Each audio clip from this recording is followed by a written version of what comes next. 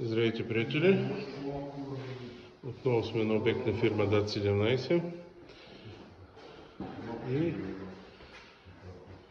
ви правим свидетели на полагане на трикомпонентна система на Power Resin TricoVKF.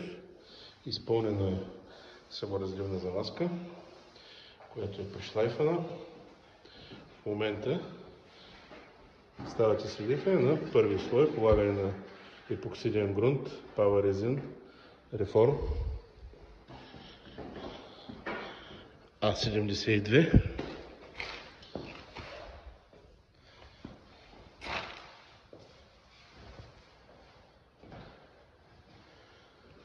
Епоксид на водна основа.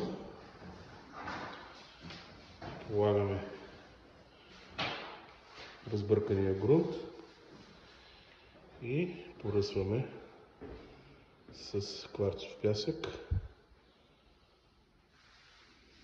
Следващия ден предстои шлайф и първа ръка TricoVKF.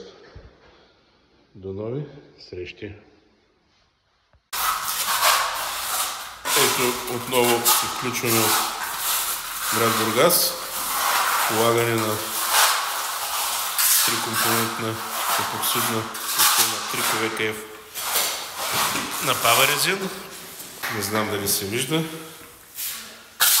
Се стараем да направим някаква шарка с два цвята, които са много близки, но така или иначе при изсъхването ще се виждат и няма да изглежда като боядисано.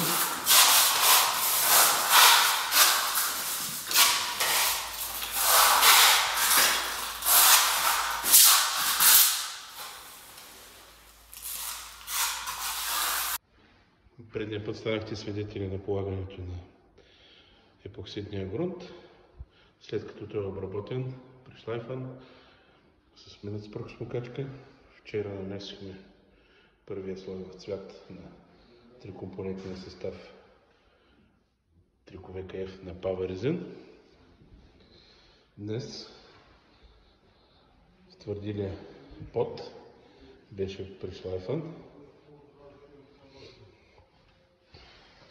В момента подготвяме финалното покритие от TricoVKF, след чието полагане следват запечатки, тъй като геометрията на помещението е сложна.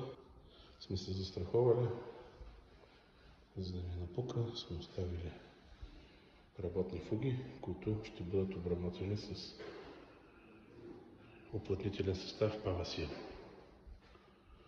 Това е за сега. До нови срещи!